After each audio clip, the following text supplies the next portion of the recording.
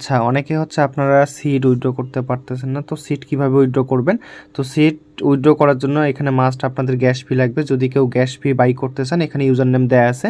User নেমে click করে দেখেন অনেক ইউজার কিন্তু গ্যাস ফি কিনে নিছে। তো আপনারা কিন্তু সুই বাই করতে পারেন।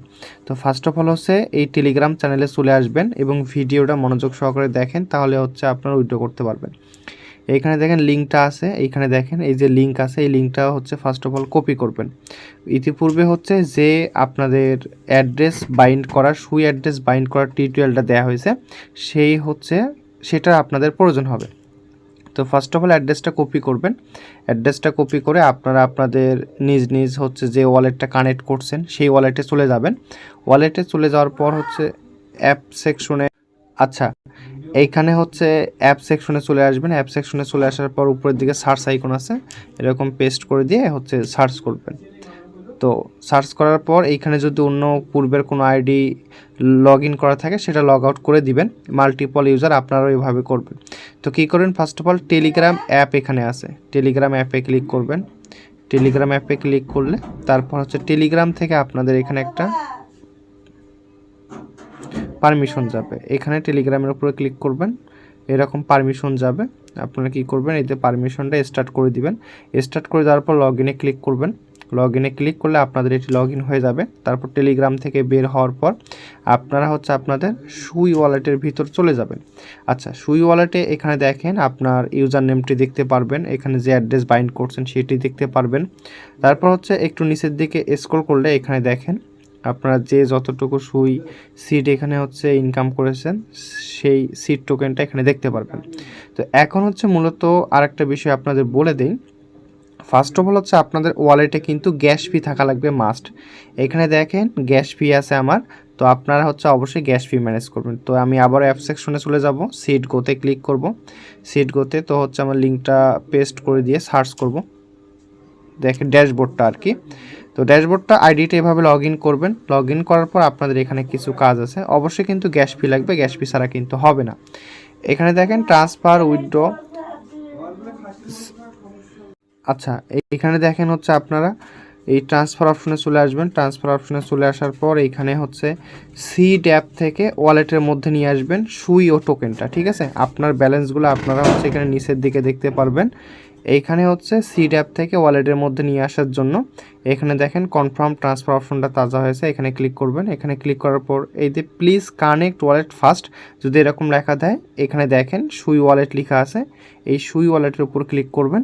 তারপর যে অ্যাড্রেসটি আপনারা যে অ্যাকাউন্টের জন্য বাইন্ড করছেন সেটা সিলেক্ট করবেন, কানেক্টে ক্লিক করে দেন। কানেক্টে ক্লিক করে দেওয়ার পর আবার কন্টিনিউ দেন। কন্টিনিউ দেওয়ার পর অ্যাপ্রুভ আসবে, অ্যাপ্রুভ করে দেন। তারপর ফিঙ্গারপ্রিন্ট অথবা পাসওয়ার্ড দিয়ে দেন।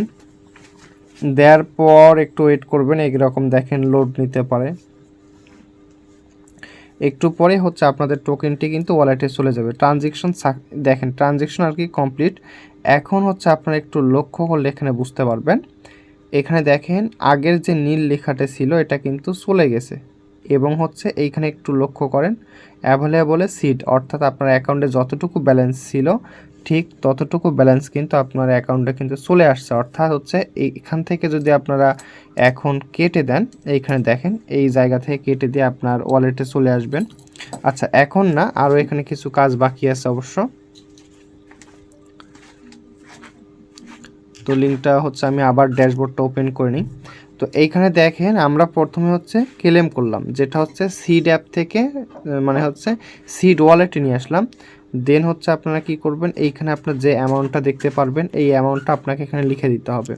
আর এইখানে যে আপনারা ব্যালেন্স হচ্ছে এইখানে ফি কাটবে, দেখেন কতটুকু ফি কাটবে সিট সেটা দেখবেন।